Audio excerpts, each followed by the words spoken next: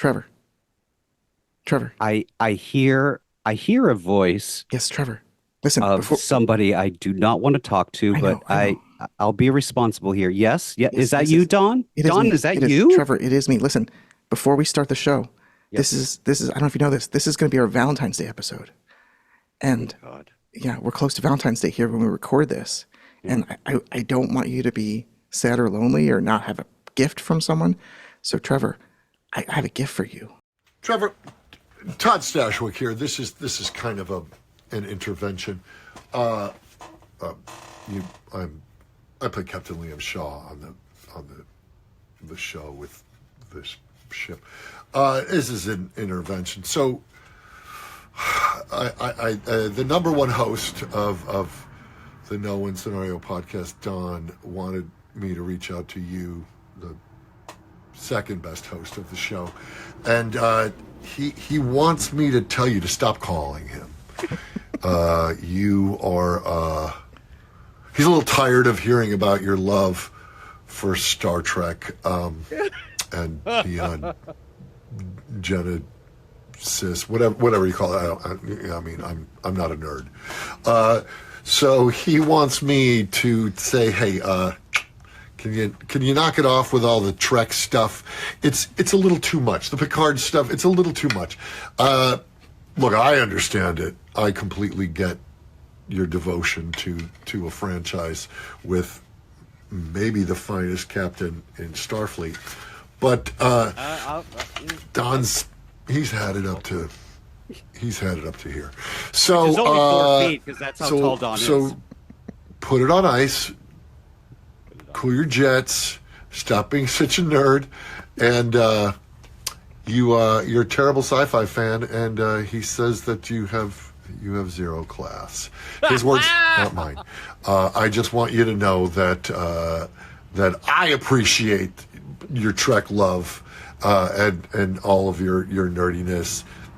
This is him. I'm just the messenger. Don't phaser the messenger. Do you understand what I'm saying?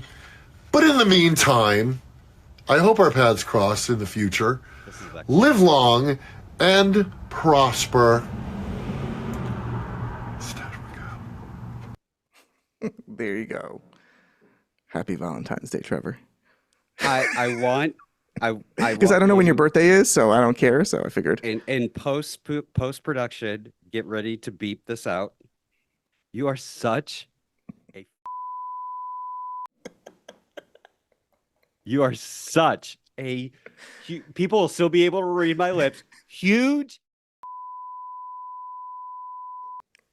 But I loved it. Thank you. You're most welcome. I think that's the first time you've put even a penny towards my entertainment. And I know that was so hard for you. Very, very difficult. And I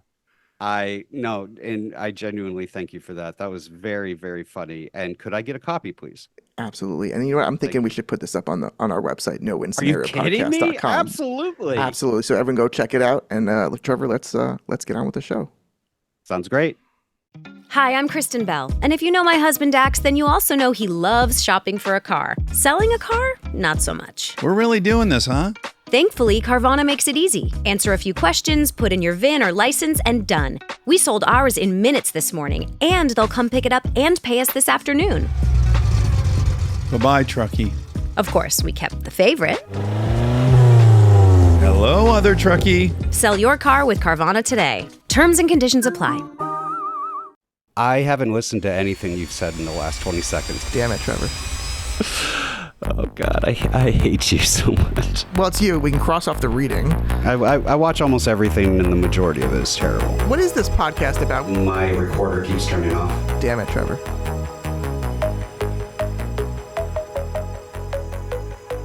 Hi, everyone, and welcome to No Win Scenario Podcast. I am Don, and with me is my little sidekick, Trevor.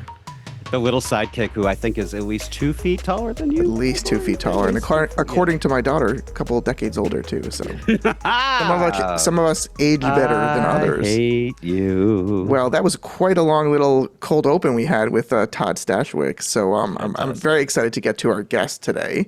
David Mack. But before we do that, Uh-oh, what's coming? you know what time it is? Oh, God. What time? Trevor's Tangent. Okay, we're going to break the format a little bit. I'm going to involve Don in this, and believe it or not, this actually is science fiction related. In 1999, a little clever satire parody film came out called Galaxy Quest. Love it.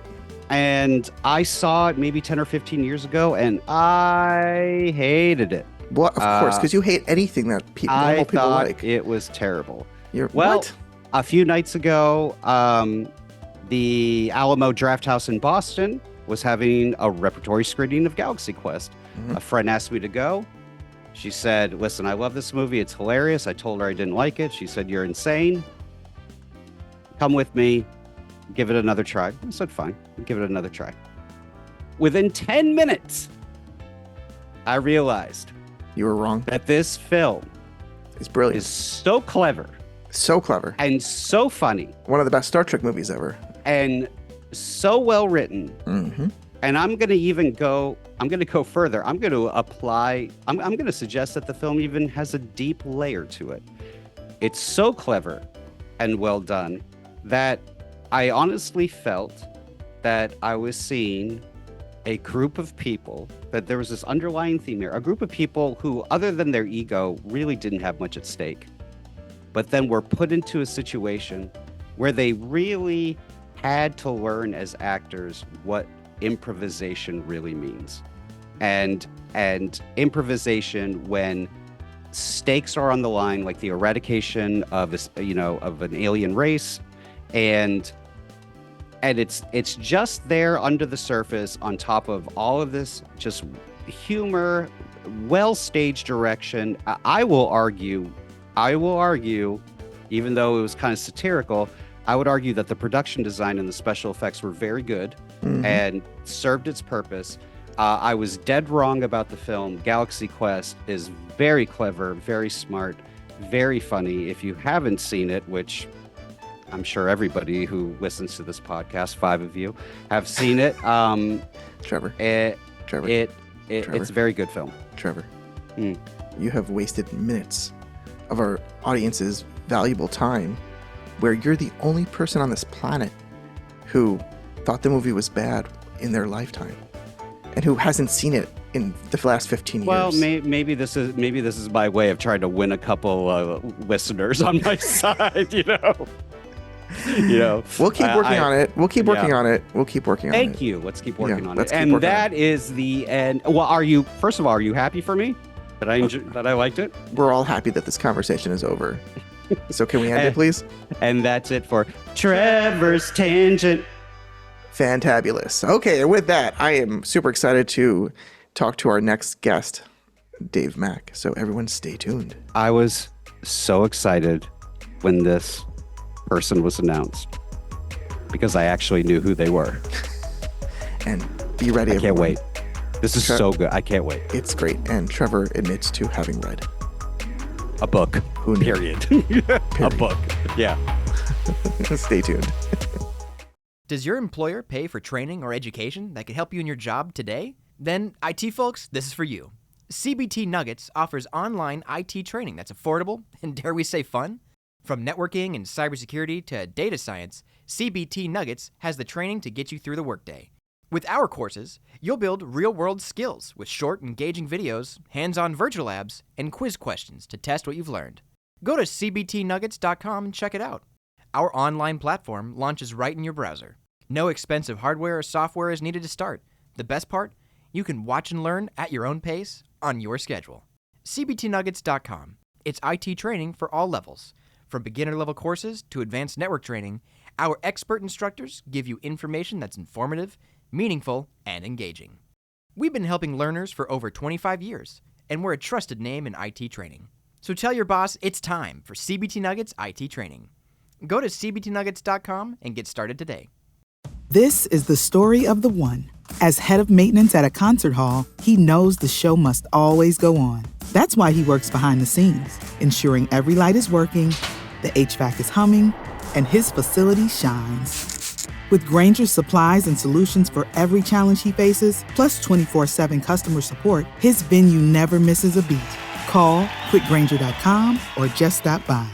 Granger, for the ones who get it done.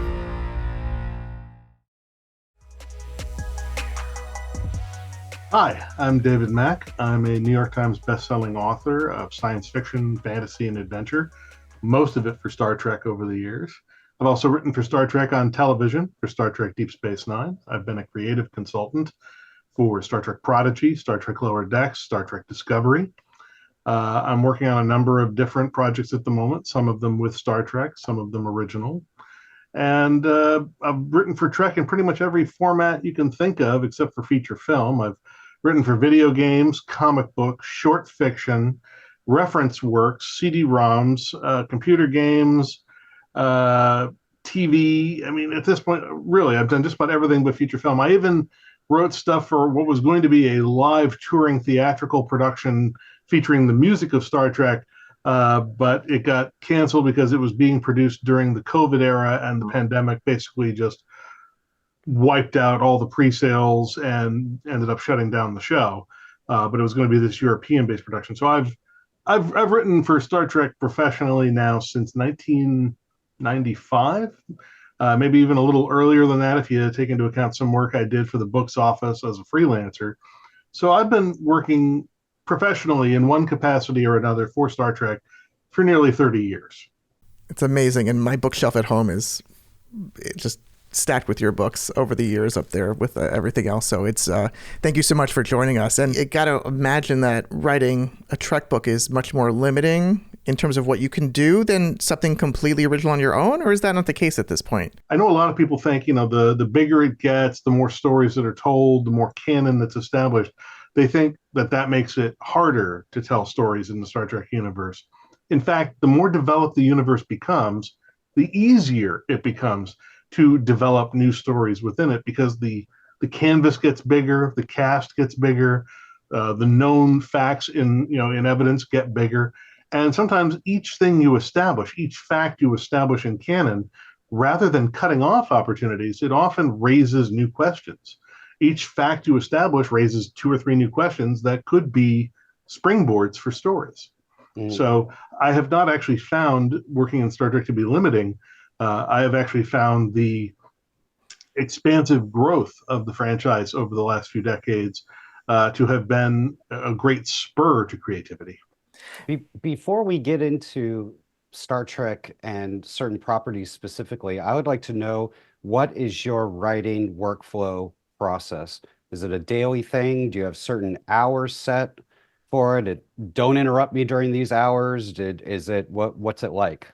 What's the discipline? It has changed over the years. When I first started out, I was working full time at NBC and Sci-Fi Channel. I was the editor of sci-fi.com back before it became Sci-Fi.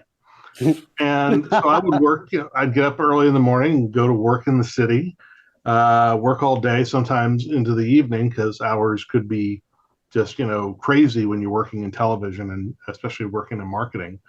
And then I would come home and deal with, home-related business, dinner, dishes, paying the bills, dealing with the cats, all that sort of thing. And then I would usually get to work, around 9, 10 o'clock at night. And I'd work till about 1 or 2 in the morning and, write what I could, and then get up at 7 or 8 the next morning, go back to work and do it all again. I did that for 8 years. The first 8 years of, my novel writing career, my book writing career, that was how it worked. And then basically I was working full time. I was writing books at night, put my wife through grad school. And then once she was out of grad school and into her new profession, the deal we had made was, once she's employed, I wanted out of the corporate sector. I had done 17 years in corporate America and I was done. I had saved a lot of money to sort of, facilitate the translation, the transition into freelance life. So I wasn't going in unprepared. And this was just the deal we made. So she got a job right out of grad school. I left Sci-Fi in May of 2008 and went freelance. So coming up, 15 and a half years ago. And since then, what happened was, because my brain had been programmed to write at night, I found that was when I write. I had sort of just the pathways got ingrained over 8 years. So even when I left the job, I still don't write during the day. I don't usually write when the sun is up. Daytime hours I use for other aspects of running my business as a writer. I use the daytime hours for things like promotion, social media, paying my bills, dealing with taxes, dealing with corporate paperwork on the state level, depending on where I'm doing business, meetings with editors, via Zoom, meeting with editors in person in the city, dealing with also just domestic business around the house, running my day-to-day life.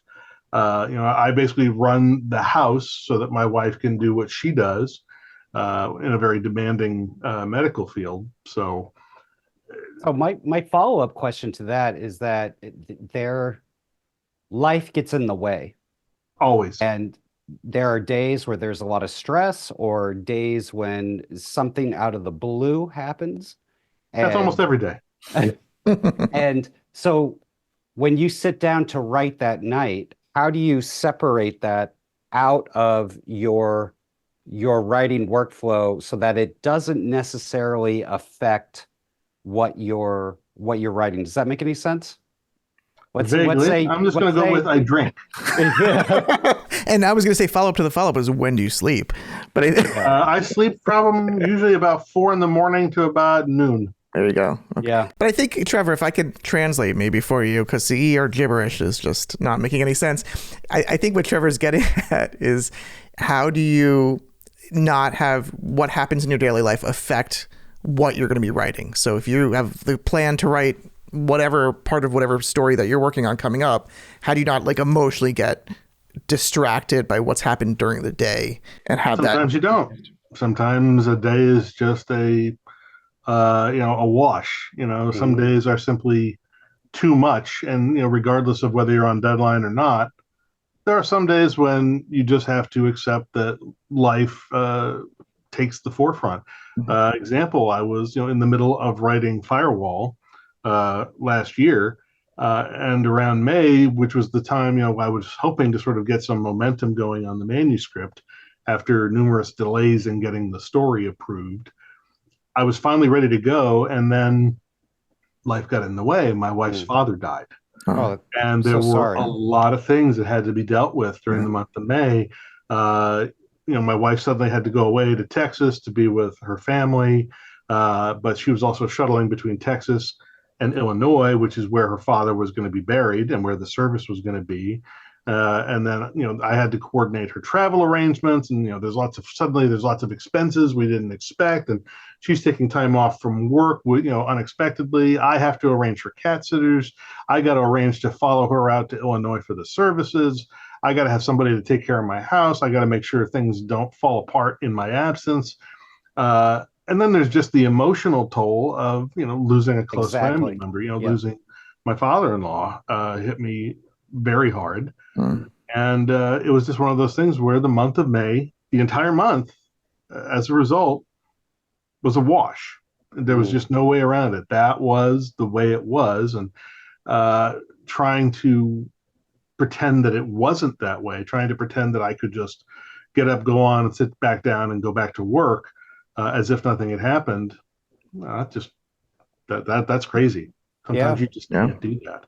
Yeah. And so I had to accept that the month of May was out the window. Yep. And then again, I got back to work in June and July, and I was working along, and I got into August, and I was closing in on the end of the book. I was maybe literally a few, I was tracking the days. I knew my output rate, and I knew that I was within maybe a few days of finishing the manuscript. And I was hoping to even have it done a few days early, ahead of deadline. And then I got COVID last August. My wife had picked it up by accident. She had been traveling into the city and hadn't had access to masks, and she had to take the subway. And subway is basically a giant human bacteria tube. And so she brought it home. She got sick. I got sick. And I got really sick. I ended up in the hospital. My first day of COVID, I went to the ER. Oh, it's terrible. So it really kicked the daylights out of me. And again, something like that happens, and you can't pretend it doesn't happen. It happens. You hit something like that, hits you, it hits you like a truck, and it takes a little while to get back up to speed. So I lost about a week of time that I wanted to, that I would have spent writing. I suddenly had to focus on not dying. So I did that, got that out of the way, and got myself back to work. And I literally made my deadline by a matter of hours. Wow. So I got the book done on time. Technically, legally, if you were to look at delivery time, the contract, yes, delivered on time per contract by a matter of hours. Wow. Well, that's amazing. I would love to actually, because you mentioned something there early on, but go to the development of Firewall. So your new book, Star Trek Picard, Firewall. You said you had problems getting the story approved, or was there resistance to something specific in there? Well, I mean, it's one of those things where when you're dealing with so many different ideas going on, you've got the writer with their idea, you've got the licensor who has their concept, you've got the editor and what they need, and you've got to reconcile these three things. So it's not just a matter of pleasing my editor, it's also a matter of I have to meet the expectations and dictates of the licensor. In this case, Kirsten Beyer, who is a good friend of mine, fellow novelist. Now she's the co-creator of Star Trek Picard. She's worked on several of the recent Star Trek TV live action series. She's working on Starfleet Academy right now. She is the point person right now within Secret Hideout, in charge of vetting and approving novels and comic books and other narrative materials, narrative tie-ins based on the Secret Hideout live action shows. So if it's based on Strange New Worlds, Discovery, Picard, and now Starfleet Academy, Section 31, it has to go through her. She has to approve it. So when I was approached by SNS, when I met with them back in December, I think maybe December of 22, 21, I don't remember, somewhere back there, I had a nice lunch with my editors, and I asked, what they needed coming up in the next cycle of books. And they said, would you like to write the story of 7 of 9 joining the Fenris Rangers? How and why? And considering that, the first time I watched the episode Stardust City Rag that established the existence of the Fenris Rangers, I paused the episode. Like, this is the first night it's dropped. I'm watching it. I paused the playback so that I could pick up my phone and email my editor, hey, I'd like to write a novel about the Fenris Rangers. And I get a response back like 5 minutes later saying, we've been told no books about the Fenris Rangers while Picard is still on the air because they don't know what they want to do with it. So it was hands off for a couple of years. Yeah. And then suddenly, here's the offer. Do I want to write the story of how and why 7, instead of joining Starfleet? Why did she get rejected from Starfleet? How and why did she end up with the Rangers? I'm like, well, yeah, I'd love to take that job. I'll take that job. Thank you. And so I'm told, go away, start thinking up an idea. So I go and I start thinking up an idea, but the idea has to get approved by Kirsten. And Kirsten, because she, a lot of people know this already, but I'll reiterate for those who don't know, Kirsten was the author who wrote most of the Voyager books set after the end of series. She picked up pretty much where Christy Golden left off, and she did a whole series of like 7 or 8 Voyager novels that dealt with Voyager going back to the Delta Quadrant, with like a whole fleet called the Full Circle Initiative or whatever. And so she was very possessive of the Voyager characters in general, and 7 of 9 in particular. She had done a lot of work with the character, and although those books are now out of continuity because of Picard, there was still a deep attachment on Kirsten's part to the character of 7, and she had very clear ideas about how she wanted 7 portrayed in the books, particularly during the era in which Voyager has just come home. Because when we see her in Picard, that's 20 years after Voyager has come home. This is 20 years along. So we're talking about now 20 years earlier. Voyager has just come home. 7 is still fairly young, only about 31, 32. And so she's in a very different place in her life. She's not the character we see in Stardust City Rag. She hasn't lost Icheb yet. She hasn't been hardened by 20 years of vigilante justice. She's not that person yet. And so Kirsten wanted me to adjust certain assumptions I had made in the story. She wanted it toned down. She wanted a lower body count. She didn't want Seven to be a killer. She said that Seven is not that person yet, and she's still going to be very much the person that Janeway has helped her to become, and she's not that ruthless person yet. Life has not beaten her up to that degree yet. But she is starting to get, a taste of what's happening in the world. So there were a lot of things about the depiction of how Seven acts, what Seven believes, and also how we handled the transition of Seven from being what we saw. Her relationships of a romantic variety in Voyager were primarily heterosexual in nature. And now we see that she has embraced queer relationships, lesbian relationships by the time of Star Trek Picard. So clearly she underwent some process of, personal change and growth where, she discovered new things about herself. So that was also part of the story that Kirsten wanted told. Okay. And it was a matter of going back and forth and negotiating and saying, well, we can do this, or I see why you're asking for this, but how about doing it this way instead? So getting the story approved, it wasn't that we had large disagreements over what the story was about. It was about the finer points of how to make sure that it comported with Kirsten's vision and the show's depiction of Seven, while also making sense with who Seven was at the end of Voyager. And just making sure that we all still felt like at the end it felt like a Star Trek story, while at the same time being a realistic exploration of Seven's psyche during an extremely important and formative period of her life. That's amazing. And I got to say, you were kind enough to get Trevor and I an advanced copy of the book, so we appreciate that. And Trevor and I agree on almost nothing, but we both were like, wow, we came to each other and said, wow, we really like this, so we really appreciate it. But it's talking about the finer point, like I had a funny and a good way reaction. Like just early on, Seven goes to a club and is dancing, and I'm like, has that ever happened before? She goes dancing there. She has a one night stand with an Adorian. Like I'm like, and it's much more like everything's like that side of her is there, but it seemed very raw and realistic, and it not something you see in a lot of Star Trek books, unless, correct me if I'm wrong, that you write that other people write, but I think it felt freer in a way, this book. Did it feel that? I mean, am I reading too into that? It's a very different sort of thing than I've done in a lot of my previous Trek books, and it's different from a lot of other Trek books in that there are really only a small handful of previously established Star Trek canon characters in the book, and that is Seven and Janeway. And to a lesser degree, there's a couple of appearances by characters from Star Trek Prodigy, like Tysus and Dr. Noom, who are canon. But the rest of the story is Seven alone. I mean, she's carrying the whole story by herself, really, in a very big way.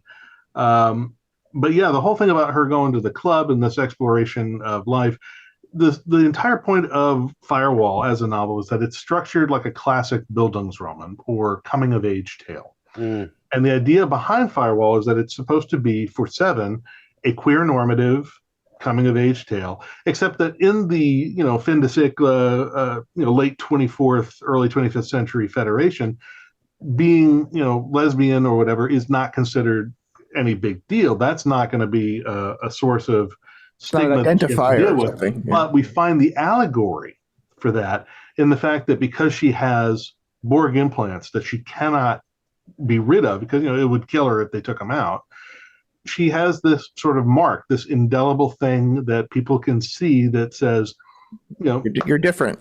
You're different. You're different. You are not us. You are an outsider. You're a secret plant that's going to destroy us all. Right. So she gets treated with prejudice. When she's first living on Earth, this is a culture that has still just barely survived recent near fatal brushes with the Borg.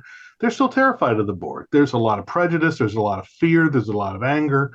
So when she starts living there, early in the book, you see she gets her house vandalized. Somebody paints "Die Borg Bitch" on the front of her house. And the cops aren't really interested in doing anything about it. And it's because she has this very visible thing that makes her different and therefore self-conscious, but she can't change. In that respect, it could be an allegory for both prejudice against race, but also it's about prejudice against those who are openly queer, openly different, anything not cis heteronormative. And then you've got the fact that she has this running problem with the Federation, where, for instance, they deny her application to have her citizenship restored. Because, they thought, first of all, they thought she was dead. So you got to bring somebody back from the dead for one thing. That's hard enough. But then she wants, to say, well, I'm not Annika Hansen. I'm 7 of 9. Well, this trips up the Federation because 7 of 9 is a Borg designation. And if she's choosing Borg designation, does that mean her sympathies and her allegiances are with the Borg? And if so, doesn't that make her an enemy of the state? So as a result, they wind up tying up her citizenship application. So she can't get citizenship. She's classified as a permanent alien resident. And then on top of that, she can't get into Starfleet because they're paranoid. Is she going to actually be a Borg agent? Is she an infiltrator? Has she been sent all this way just to worm her way in, at Starfleet Academy, Starfleet Command? Sure, she was fine on Voyager, but her Voyager record is full of multiple incidents of violent attempts to escape, violent altercation, attempts to rejoin the Borg Collective, attempts to betray the ship to the Borg Collective. She did this like 3 times. She has multiple infractions that would cause Starfleet Command to go, what? And you want to give her a commission? Are you out of your minds? So she's getting pushed back from Starfleet. She's getting pushed back from the Federation. But the worst part of all is that because she's chosen this Borg designation, that, again, her very designation, her name, casts her as an outsider. And then she goes, for instance, it says early in the book, she goes to visit her Aunt Irene, and her Aunt Irene can't stop calling her Annika. And no matter how many times she corrects her aunt, I'm not Annika, I'm 7, the aunt keeps calling her Annika, just refuses to accept the new name. She keeps dead naming her. That is because another important aspect of Firewall is that it's also an allegory for trans identity. I don't know if you guys have gotten to the end of the book yet, the action climax. So I don't want to spoil. Let's just say there is a moment that is meant to be sort of one of those fist pump in the air yeah moments when she essentially gets to tell somebody off about, don't ever tell me I don't know my own name. And that's basically for every trans person who's ever been dead named and just had to swallow it. And that's so that's great. And I think that lines up with the TV show, right? Picard, like how she handles in season 3, how she, Shaw's, how he uses her name and then, how that's a big thread there. I am curious though about, in your acknowledgement, so I skipped ahead to the acknowledgements you dedicated to the LGBTQIA plus community, your take on her relationship development, how you developed it further in the book than where it was from Voyager. The show in seasons 1 and 2 had this relationship with Rafi in season 2, and then season 3, some people have complained that it was just kind of ignored or left to the wayside, barely mentioned or barely hinted at. I'm curious if that bumped. I mean, I can't speak to what the producers were of course thinking. not. Yeah. I wasn't in the room, but if I had to guess, having watched Picard season 3, you've only got so many minutes. Yeah, there's no time. There was no time for it. Yeah, and they were concentrating on a very plot-driven, high velocity, very fast-paced narrative, and I just don't think that there was a lot of time or a lot of downtime in the plot they had built to sort of allow those sort of slower, more personal moments between Seven and Rafi. But I think also what we're supposed to take away, my guess, this is what I took away from it, is that Seven and Rafi were a couple. It didn't work out. There was some awkwardness for a while, but what we take from Picard season 3 is they've moved past the awkwardness of the breakup so that they can still be friends. Maybe there's a chance that something could redevelop someday, but right now they're not a romantic item. They are people who were briefly together, but relationships end for all kinds of reasons, and they don't always have to be cataclysmic. And it could just be that they dated and it didn't work out, and there was some anger and some bitterness, some residual, some lingering, animosity about it, but they got over it.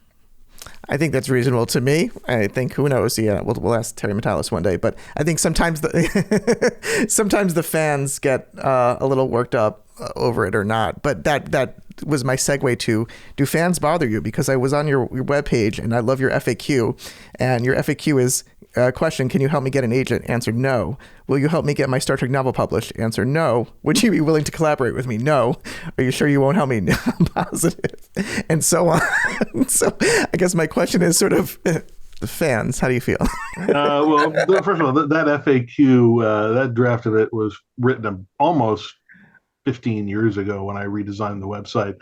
Back then, I got a lot more of it than I do now. Some of the things that I would add stuff to the bottom. The more recent things I get in my feedback queue are basically fans who are only just now or in the last few years have discovered my 4400 novel, for which I was specifically hired with the remit of, well, the show isn't coming back. We don't know what they were going to do for a finale. So they hired me and Greg Cox to write a 2-part story, him writing part 1 and me writing the conclusion. They said, imagine what you would do for the finale of the 4400 if you got to write it. And so I took the mythology of the 4400 and I wrote it. And then at the end, I turned in my manuscript and the editor said, well, we don't know if this book sells. If these do really well, we might want more. Continue the thing.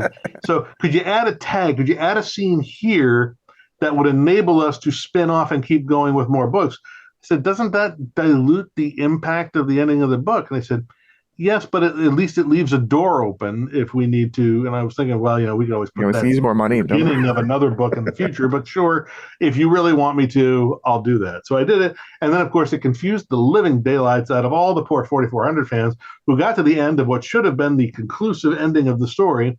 And then they get this tag scene that implies there's more. And they go, so what happens next? Where's the next book? And I go, well, these books didn't sell. They didn't commission them. There are no more. Well, what am I supposed to do now? I say, rip out the last few pages of the book and just pretend you never read them. Yeah. That's my best offer. I don't know what to do. I can't help you. Tear those pages out and just pretend you didn't read them. I got to imagine there's frustration all the time with, I get some questions that are very reasonable. And then I get some where, recently some fan contacted me with questions about characters. Like I'd written some mirror universe novels. So they were curious about, well, what would this character have been doing? And, this character was established here. And what happened? Why didn't this character appear in the mirror universe? And what happened to this one? And what about him? And what would have been his fate? And I'm like, in some cases, I'm like, well, I made the assumption of this based on this. And then as it gets more and more granular going down, I'm like, I just suddenly resorted to answers. Don't know, don't care. Don't know, don't care. Don't know, don't care. And then they sent the entire, they must have copied and pasted from Memory Alpha or Memory Beta, one of the wiki sites about Star Trek, the entire crew manifest that's known to have been in the books on the ISS Enterprise, the original over the years of the 23rd century. They said, is this the correct manifest? I'm like, how the hell would I know? That's a lot of names and a lot of dates. What am I, your historical researcher? Am I your Google? This is not my job. Figure this out for yourself. Why figure it out? So at that point, I started getting a little testy. I'm like, this is starting to turn into a colossal waste of my time. Yeah. And at some point, I just had to say, all right, enough. No response. Yeah. Go away. Yeah. I did expect any pushback on this specific novel regarding, the support for sexuality. I read an article yesterday in IndieWire about how it's the 20th anniversary of that show, The L Word, and how this 20th anniversary is being celebrated during a time where there is, well, I mean, it's an op-ed, but what this writer believes is the least amount of support for queer women and people that identify as women in particular.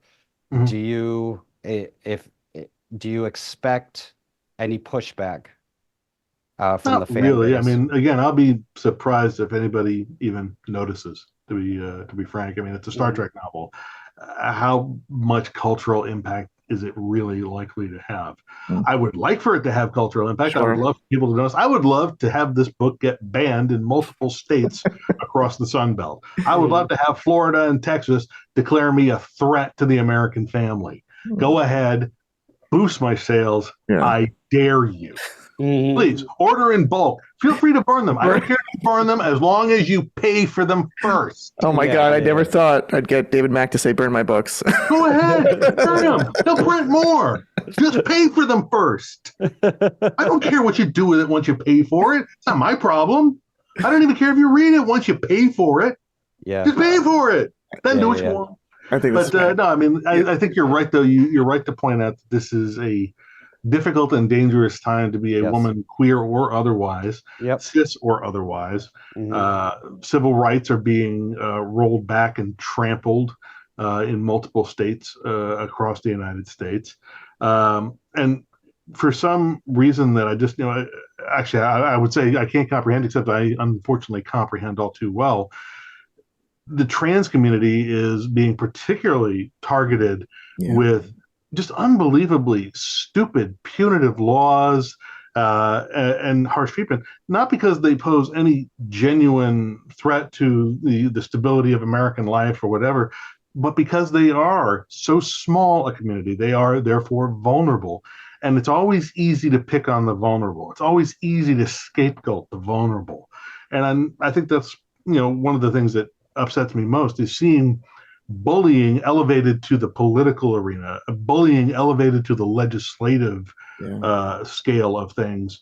When bullying gets to the point where we're now actively legislating, making people's very existence potentially a felony, to make it just to exist as you honestly are, that's the point where I just have to say, screw you, I'm going to fight you on this one. Because now you're messing with my colleagues, you're messing with members of my family, you're messing with my friends.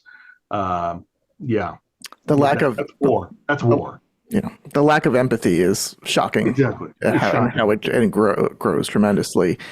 What have you personally seen in terms of the people you know, the people you work with, the people that you're related to? How have you seen it affect them, this wave of lack of empathy or even weaponizing empathy? I would agree with that characterization. I'm fortunate, and many of those I'm close to are fortunate in that we live in what are considered blue states or safe states, places like New York, Massachusetts, California. But even in places like that, there is still a rising sense of anxiety, paranoia, a sense that, what if this breaks free of these sort of clusters in certain states, and what if it goes national? What if this kind of hate seizes power on a national level? There's a definite, palpable sense of overnight, because these folks are so visible and vulnerable at the same time. It would be very easy for hateful folks to round them up and put them in camps. I mean, even from blue states, like if this sort of hate takes over at the national level, all bets are off. Nobody's safe. And so there is definitely a sense of, I would say there's definitely a sense of fear. There's a sense of anxiety that rights that, people have struggled to obtain over the course of decades are being wiped away with frightening speed. And there's a sense that there's an urgency now that I don't think has been felt in a long time, that something has to be done to push back and reclaim those rights and defend those rights from further infringement. And that was, again, part of the emotional underpinning for me as I wrote Firewall, was thinking about Seven as this character who is going out for the first time by leaving behind her Voyager family, who have now scattered when they first come home. She finds herself, all alone. All she's really got is Janeway. But at some point, we all have to break away from our parents. And in many ways, Janeway represents a mother figure to Seven. She's the mother figure that takes the place of her real mom and then supplants the Borg Queen. But at some point, we all have to break away. We have to make our own identity. We have to define our own place in the world in the world in which we live, and Seven has to do that. And so she goes out, and what she sees, is not the bright, shiny Federation. She's trying to get as far from that. She's going after the fringes of that, and then beyond it. And what she's finding is not every place in the universe is fair. They're not all equitable. That there are places that are still mired by economic injustice, social injustice. There are places that are filthy and poorly maintained. There are places where atrocities still occur, where the rule of law has failed. And she's seeing what happens when the rule of law fails, what the consequences are for the powerless, what the consequences are for the disenfranchised. And that's what awakens in her. Around the middle of the book, she has essentially the great emotional awakening that the Voyager characters had been trying to steer her toward for years. They've been trying to awaken and foster within Seven her sense of human empathy, her sense of human connection, her ability to empathize with other sentient beings, to feel their pain and to appreciate their reality as much as her own. And it's a difficult thing getting this former Borg drone to rediscover this aspect of herself. And then when it finally hits in the middle of Firewall, when somebody is showing her this scene of atrocity, which if you read the details and you know anything about World War II history, you'll realize is based in part on a real place called Babi Yar, which is a ravine outside Kiev in the Ukraine, where in the early period of World War II in the 30s, the Nazis rounded up all the Jews of Kiev, about 60 to 80,000 of them, and they marched them out to this ravine and they executed them en masse over the course of days. And they filled this ravine with bodies and then just left them there. And so it's one of the most horrific mass murders in World War II history, in world history. If you read the accounts of some people who were lucky enough to survive, who were hit by bullets but were not killed, and then just basically laid under the pile of bodies, some of them for days before they were able to crawl out and told the world about what happened. It's just horrific. And then you have Seven, who has been used by the Borg as this emotionless tool to assimilate thousands of other beings over the course of her 18 years of assimilation, and suddenly being confronted with this scene of mass slaughter, bones bleached in the sun, bodies turned to greasy ash, and she's feeling it on her hands, and she's realizing this is what the murder of 80,000 people feels like. And empathy hits her like a wave. It just bam. Suddenly that's like the worst moment for it to turn on, but that's what it takes. And it connects her to her past as a Borg drone. And suddenly there's all the guilt that comes with it. How many lives did I destroy? For how many thousands of beings was I the last thing they saw before their individuality was stolen? And it's brutal. It's great. Yeah. It's a terrible moment for Seven, but it's also a vital moment. It's the opening of her heart, and it changes her. And then after that, she's on a mission. She now becomes Seven on a mission of both vengeance and atonement. And broadening it out to the real world, that getting people to see other people's issues or life or just who they are, your humanity. Yeah, and that lack of empathy that some people have, they can't get over it unless they see something. But the problem is now they see stuff and they don't believe it. So we're getting to spots where you can't have real life people have that awakening and have that empathy for people because they don't believe what's right in front of them. Yeah, that's a whole other. Nobody knows what to believe. Nobody knows if anything has been deep faked or AI. Or they're told, and that's part of why it's so vital in the story that she's not seeing it on a monitor. She's not seeing it at a distance. She's to get down on her knees, literally down on her knees, and she has to physically touch it. And it's when she touches it and feels, the greasy ash of slaughtered bodies and sees the ash of pulverized bones on her hands. You can't deny that. It's like suddenly the reality is there and it's sticking to your hands. It's the equivalent of blood on your hands, but different. Yeah. Now, Star Trek is such a huge playground to play in. I just want to know, what is, you dedicate so much of your work, so much of your life towards it, creating more of it? Like, what does it ultimately mean to you? Like, why? I guess I grew up with Star Trek imprinting on me. The way a duckling imprints on the first moving thing it sees. My folks, when I was a kid, would plant me in front of the television, and before long, I discovered syndicated reruns of Star Trek. And so I grew up with the ideology of Star Trek wiring my brain from the very beginning, with the notion that we are better as a species if we are together. It is better to make friends than enemies. It is better to make peace than war. It is better to create than to destroy. It is better to heal than to kill. The real world often doesn't work that way, but part of the problem is that we don't choose to make it work that way. If more of us chose to make it work better and insisted that the people who answer to us and run things, if we insisted that they ran it that way, and if more of us voted people out who don't, we could steer the future. We could steer humanity toward a better future. Humanity can have a better future, but it has to want it.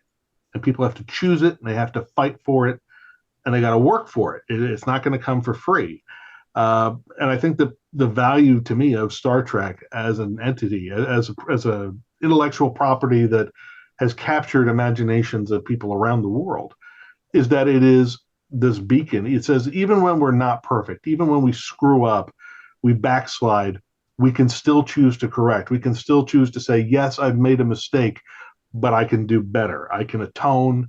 I can fix things.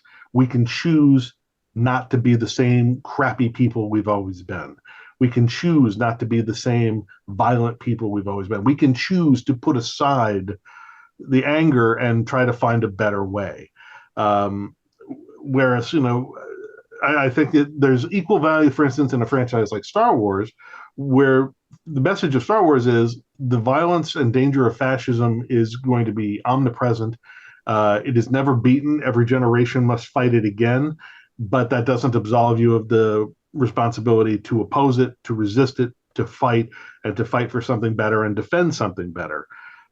These are both equally important, equally valid messages.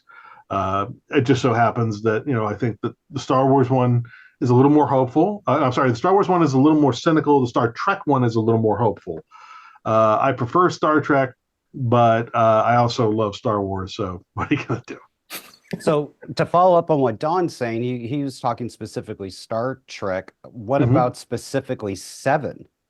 What is it about the parameters of 7, her personality, the entire canvas of her? What attracts you to being a part of contributing to that canvas? And I'd just like to add to that before you answer, is like, for me, I grew up on Next Gen and I love Deep Space Nine, and I watched Voyager and all that stuff, but I never was super connected with 7 when I watched Voyager. But I think post show, in novels and in the Picard series now, the character has developed well.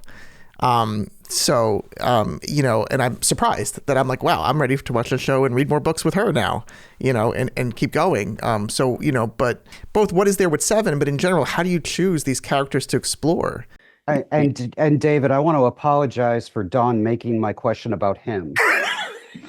So, correct me if I'm wrong. You're a New Yorker, right? I deeply apologize. Yeah, so am I. He completely understands Trevor. New Yorkers, I'm a Queens boy, so. Yeah, I live in Queens. Oh, do you? I was Bayside growing up. I'm in Astoria.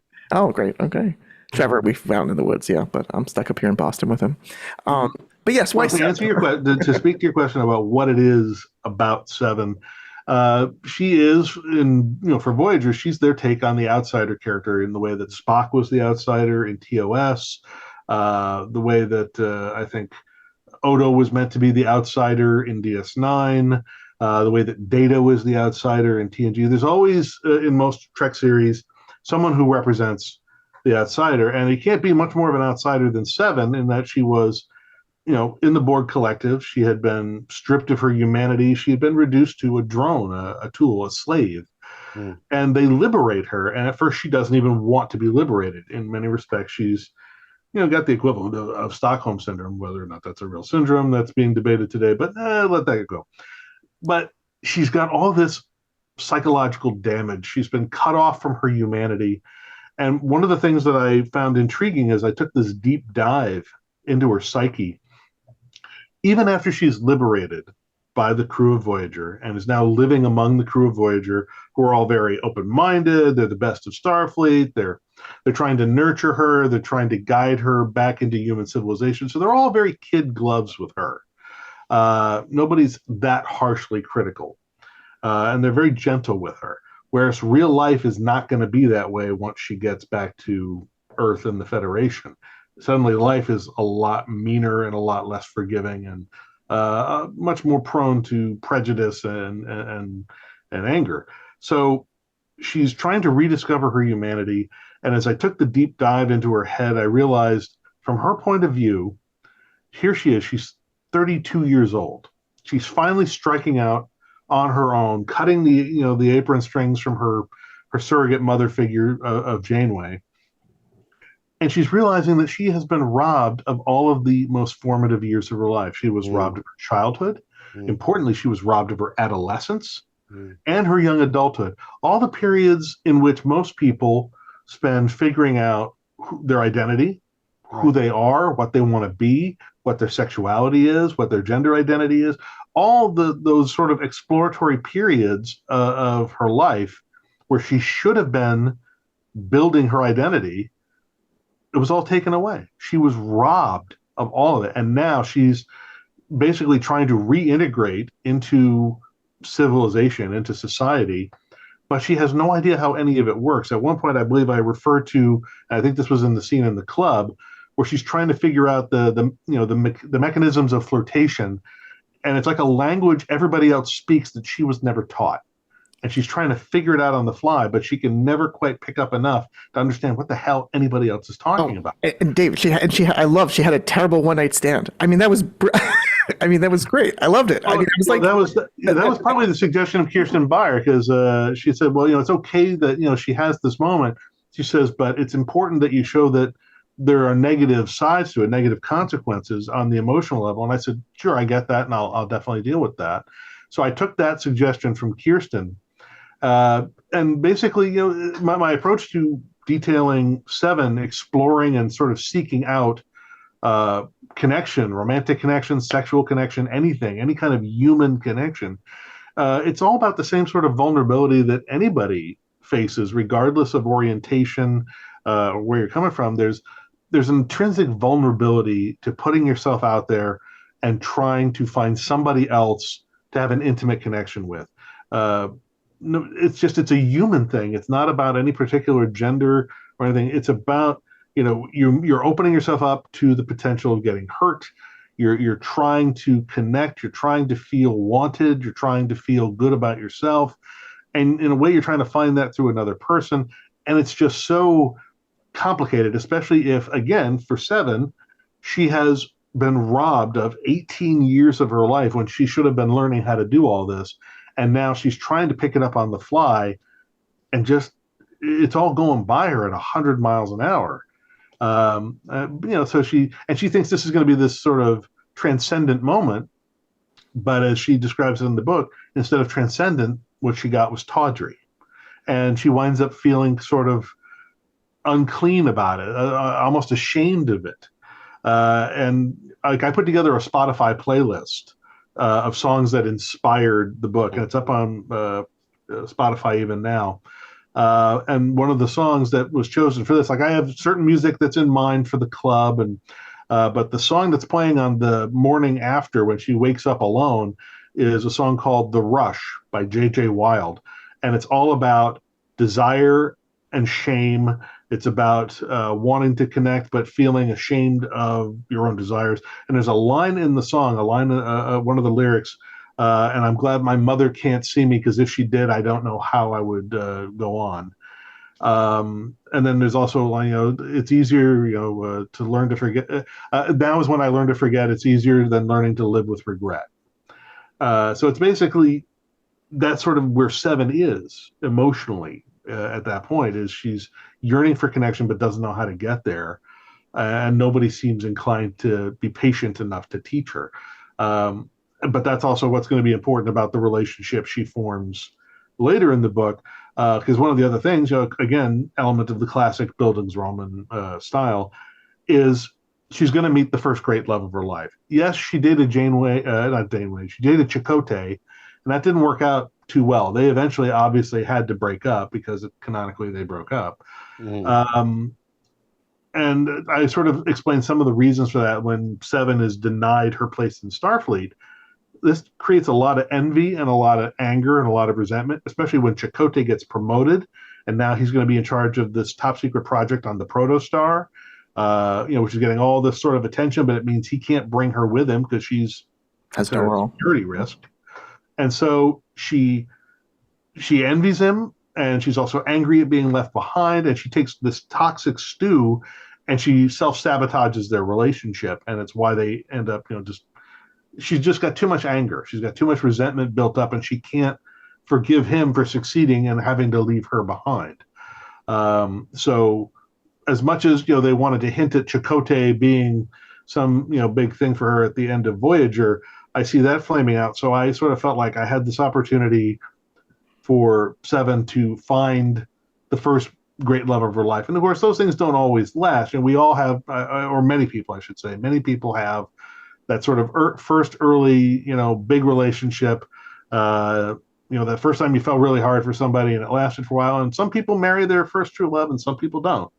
Sometimes those relationships, for any number of reasons, don't work out and you move on in your life. So I presume that's, again, going to have to happen with Seven and the character of Ellery Cade at some point, but it doesn't happen in this book. One of the things I was positive I did not want to have in this book was the disposable gay relationship. I did not want the trope of bury your gays. I wanted to make sure that the interesting person of color who's part of the team doesn't have to get killed to show how dangerous the situation is. It was little things like that. Like, there's the trope of, the bury your gays is probably the most pernicious of them, where you give the character the relationship, but somehow feel compelled to kill off the gay lover before the end of the story. Drove me crazy. And I know queer readers hate that.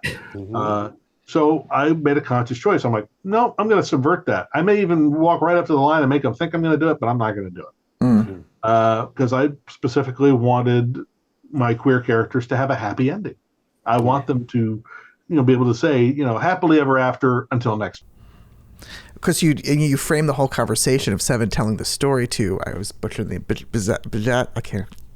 Bejazel, thank you. I was practicing that earlier. Was that something? And you did a terrible job. I did it horrible both times. Was that intentional? Was that thought out ahead of time? Was that coming from somewhere else to frame the story being told to her? Because that's kind of a tragic relationship, or not tragic, bad relationship that developed. Well, yeah, it's an ominous thing to sort of. Basically, I wanted a framing sequence to sort of pull things together because they wanted part of the book, at least something in the book, to ground it in the Picard series that viewers saw. Something that they would recognize, a depiction that would at least feel more familiar. Because I'm doing this sort of origin story, which is like 20 years back, in which the Rangers are only just starting to sort of deal with the effects of losing oversight, losing their legitimacy, and they're slowly going to degrade into the Robin Hood-like band they are 20 years later. They're not there yet. They're still much closer to their origins when she first joins them. So she's there just as they're beginning to fragment and lose their cohesion. But the framing sequence with Bejazel, that was basically about grounding it in something that people who've seen the series, at least season one, would go, okay, I recognize this depiction of Seven as a Fenris Ranger, and the sort of depiction of her meeting Bejazel is just a dramatization of something. She mentions having met Bejazel on Fenris, that Bejazel posed as someone who wanted to become a Fenris Ranger. She said that in canon. And we know that later Bejazel takes an interest in harvesting Borg tech from ex-Borg, and that it was an unfortunate comment by Seven that caused Bejazel to target Icheb. And so the idea is that this is that canonical moment, which she sort of spoke of in past tense. this is that moment. This is that tragic moment when Seven was smart enough to downplay her own Borg implants for self-defense, but unfortunately puts a target on Ichev's back without realizing. But to clarify, you were asked to ground it in Picard. Yes, right. I was asked that there should be something, even if just a framing sequence, that gives viewers who have watched Star Trek Picard something to ground it in that is familiar. Right, because it's interesting. Depiction of her as Ranger and the character of Bjayzl and that story, which is part of the known Picard continuity. It gives us a place to hang our hat. Right. Yeah, because it was interesting to you're forced the framing of it just by the title, right? Having Star Trek Picard : Firewall, like you're forced that in your mind by the fans, and that's because it's the most recent series that they want to put out there. So you're it's because it's based on events that are specific to that series. Sure. The whole thing with Fenris Rangers, of course, you can't just label it Star Trek Voyager because the Fenris Rangers are not part of that. Yeah. So it has to be sold as prequel story under the Picard banner. Even though most of it feels like a Voyager series. Yeah, it's interesting. Well, thank you so much for your time. So just before you go, so you're starting off 2024 strong with Firewall. Can you talk about anything you're working on, or what you or if you can't, then is there? Well, let's see. I mean, obviously I don't want to promise anything I can't deliver on. Although I do have a novel project I'm working on. It doesn't have a home yet, so I don't want to say too much about that. Sure. What I do have coming down the pike that I know of in 2024 are 6 pieces of short fiction, 4 of them for Star Trek, 2 original. The 4 pieces for Trek are going to be published in Star Trek Explorer magazine. The first of them comes out in March in issue 11, and that's a short story called Dignified Transfer. It's a TNG story set during the Stargazer era. Don't want to say too much about it. Obviously, it's a rumination on death and loss.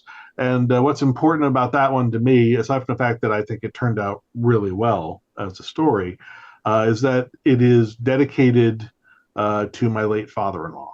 And it's coming out during the month of what would have been his birthday. Mm-hmm. So that's sort of important to me. In issue 12, I'm going to have a story called Memoriam. Again, don't want to spoil it, but we'll say it's a TOS movie era story. It takes place during the era of, around the time of between Star Trek 5 and Star Trek 6, somewhere in there. Issue 13 will have a story called Family History, I believe. Family History. That's going to be... It's sort of timeless. I guess you would classify it more as TNG than anything else, and it's basically focuses on Wesley Crusher as a traveler. And then the one that I'm writing right now for issue 14, which will be out at the end of the year, is Picard-based, and I'm just going to say it's called Freeblade. And if you've watched Picard, even season 1, you can probably figure out what Freeblade is. So that's what's coming on the Trek front in terms of short stories. And then I have 2 original pieces of short fiction, which were written over the last year or 2 for themed anthologies, which are going to be coming out. And I've been assured they're both going to come out in 2024. One is called Combat Monsters, edited by Henry Hertz. I believe that'll be out from Blackstone Publishing. And the premise there is real battles of World War II, reimagined if they involved certain monsters of authors' choosing. So each author was told to pick a battle or engagement of World War II and then insert any kind of mythological monster, cinematic monster of their own creation, whatever they wanted. And Henry basically sort of curated it to make sure nobody chose the same creatures, that there was a variety. And so without saying what kind of monster, I'll just say that my story is called Boxcar, which is the name of the plane that dropped the second atomic bomb, not the first. And it's basically the story of the dropping of the second atomic bomb on Japan, but involving a monster. And then the other anthology is Last Train Out of Kepler 283C, edited by David Boop, scheduled for publication by Baen. It's coming from Baen Books. And that's his third and probably final collection of what he calls space western short stories. And for that, I wrote an original short story called Living by the Sword, which, again, don't want to say too much about, although one thing I am proud of is that I decided to make the protagonist and point of view character basically an adolescent girl of Chinese descent living sort of in the far future, and to make sure that it was culturally sensitive and correct, and that I didn't make any really stupid blunders. I got some wonderful help and expert consultation from my friend, fellow author Mary Fan, who is a first-generation Chinese American. Tremendous, talented author in her own right, a lovely person, great singer. But she was very helpful in that she shared with me, her perspective as a person of Chinese descent, to help me make sure I got the details right about this person's take on their own cultural background. And then there might also be another piece, an academic piece of publishing. A book of essays about Star Trek and media tie-ins, which I was asked to write an essay. I wrote an essay basically about the profession of writing tie-ins and what the industry looks like from a professional perspective rather than a fan perspective. And that's, I believe, called Strange Novel Worlds. You recognize it. Anyway, that's also supposed to be out, I think, summer or fall. So I've got a lot of, weird stuff that's not my usual. Plus, I've been working on an audio drama project. We're waiting for final green light to go to script.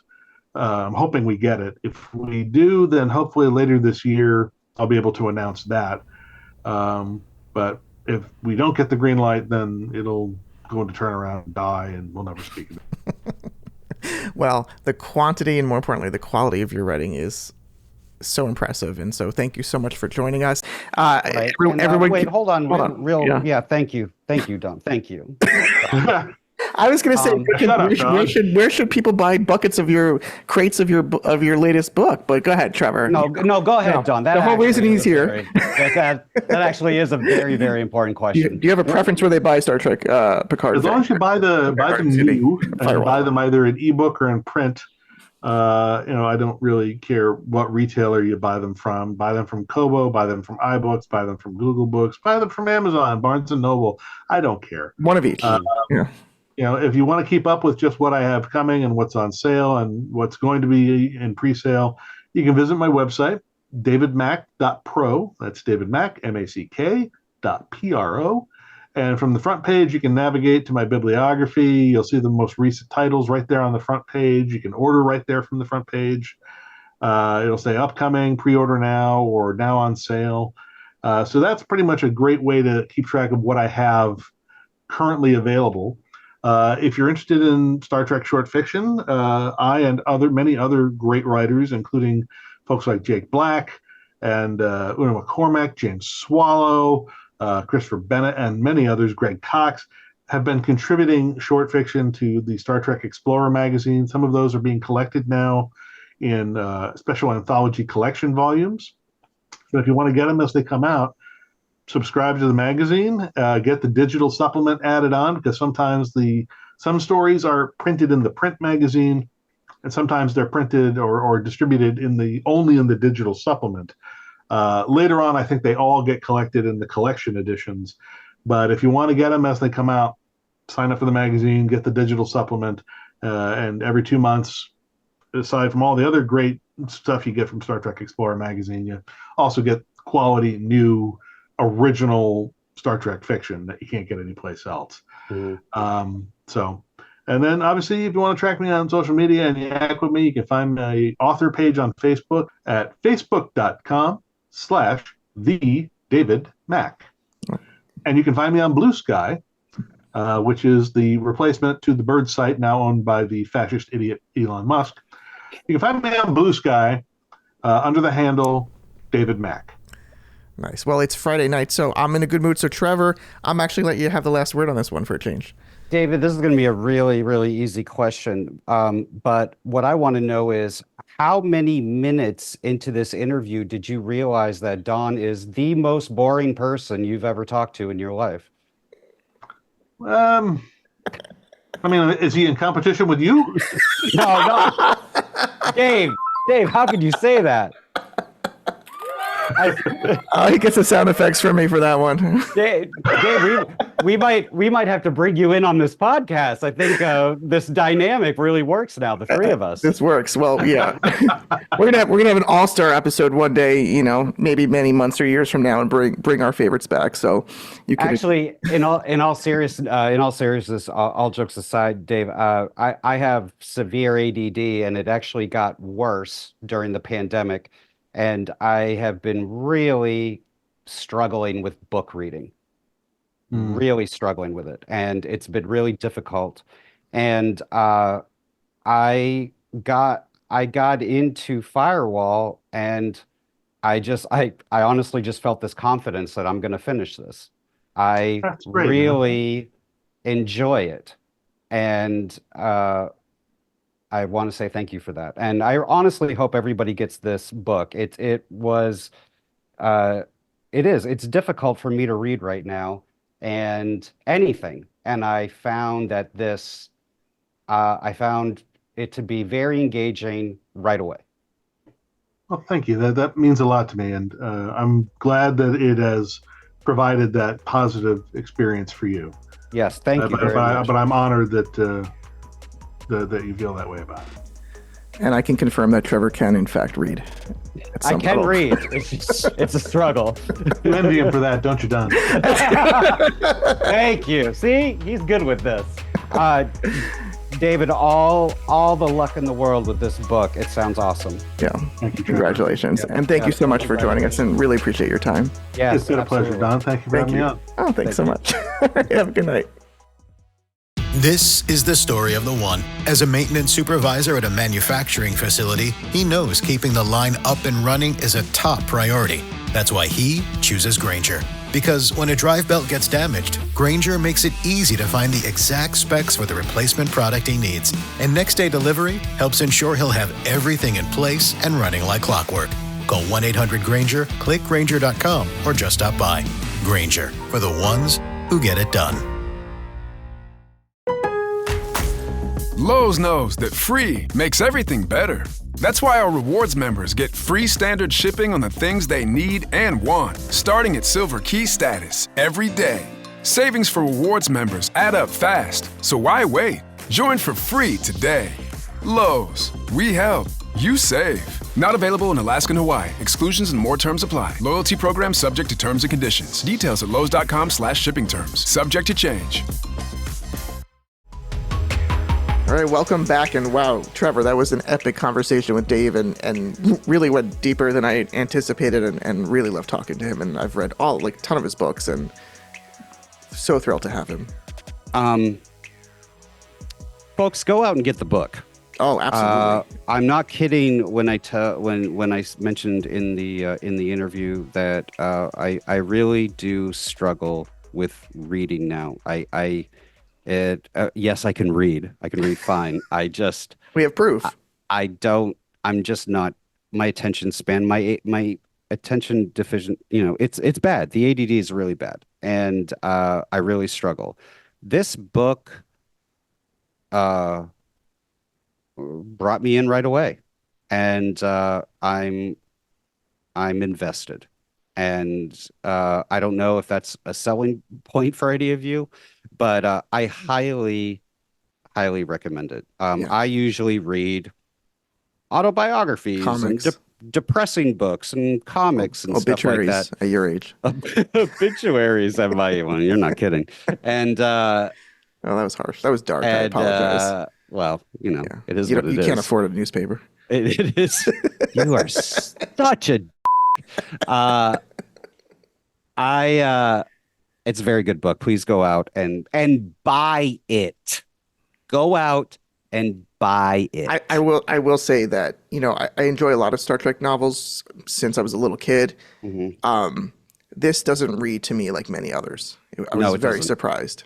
Mm-hmm. It was it cooks, it moves. It's mature. It works really well. So that's amazing. I really, really enjoy it. And, Don. Yes. I'm mad at you. Last week. Yes, sir. I did something that I actually did not want to do. Ooh, what was that? But I did it for the sake of our friendship. David Lynch Dune. I did it for the podcast. Everything for the podcast. I did it because for a moment I was like, I like Don. And you Yes, sir. pissed that all away. Okay. What did you do? I Yes, sir. invited you I didn't respond to you. to an IMAX screening. It's on my calendar. I didn't say sure. Dude, you're not invited anymore, and I'm dead serious. You're not invited anymore. That's sad. You're not invited anymore. He did. He texted me and said, hold some dates for Dune 2, and then we'll do a podcast. In IMAX. And I'm talking like we have one of the few full frame 80-foot tall IMAXs, and other than Oppenheimer and Nope, like Dune, even though it wasn't filmed that way, is actually being converted for full IMAX. And I was like, Don, let's go together. Then afterward, let's come back, record a podcast. I'll get tickets. Let me know. Dead silence. You're out. You are out. Well, can I tell you something, Trevor? It looks like I'm going to be on DC for work. That work is the thing that you do to make money and buy things. Mm-hmm. I do plenty of work. Thank you very much. Yeah. By the way, the toilets are kind of dirty. Can you get back to that after the show? Dude, you better cut that out or I'm going to punch you in the face. Cut that out. Well, thank you so much, Trevor. I unfortunately cannot join you, but I would love to see it perhaps the following Could have weekend at with least you. got back to me. No, it's that painful. It's that painful to communicate with me. Is that painful? It's torturous to communicate with Is you. that Yes. painful? So are we going to? The presentation's going to suck, but isn't Fandango or Fathom Events doing a Dune? It's a Lynch Dune screening in the next we month have or to so? go. Absolutely. Are we going? Absolutely, we have to go. Yeah, we should Okay. completely see the best Dune film ever made. Yep. I have a state issued legal medical marijuana card. Am I allowed to be high off my face during that film? Because that is the only way I'm going to be able to get through I it. love that movie. It's so It is something. terrible. No, it's not. We're definitely going to go see that So again. awful. Hopefully, be a better print than the one that you took me to. I think. Hey man, Sort of that was an print original was- 35 print. Yeah, there was just constant dirt everywhere. It's torturous. You know what's so sad? What? You know what's so sad? I see a lot of 35 prints, and that was actually pretty good. I mean, the prints today, they're all in collectors' hands, and they're just in brutal condition. Well, Anyways, what's not been brutal has been this season of No Win Scenario so far, because we've had an artist, novelist. guess. I'm Great really, guess. really surprised and enjoying how we've been going this season. Who knows where the rest of the season will take us, and what theme we will have for season 3. Can you imagine? We should be thinking about season 3. Quit. I'm Please excited. Quit. You ready to quit? No. I'm excited by how. No, am I ready to quit? Yeah. No, but I feel that you're ready to cut me out of this podcast somehow. I feel it. I can feel it. I'm and training not my gonna, daughter. I'm training my daughter. I'm not going to let you do it. I'm going to be like a barnacle. I'm going to just latch on to you. I'm going to bite and not let go. Well, Sorry. Okay. Don, always sir. a pleasure talking to you. I It know was. we fight a lot, but I actually, after the David Mack interview, I texted you and I said, thank This you. is You this did is it. after the David Mack episode. Yes, I did. Can you at least pretend that this wasn't recorded 3 weeks later? After a recent interview that we did, I texted you and I said thank you For being such a role model to you and being so inspirational. Dude, I'm trying to have a sincere moment. Oh. I said thank you. You're doing a great job, and I'm really happy to be doing this with you. Wow. Yeah, I think we should just end it with that. I think so. And nothing more sarcastic. So for no Yeah, one scenario, nothing more sarcastic. My name is Don. My name is Trevor. Try again. My name is Don. Let's try that one again. My name's For Trevor. No. For no one scenario. For no I'm one Don. scenario. And I'm Trevor. Thanks for listening. Thank you for listening. Bye now.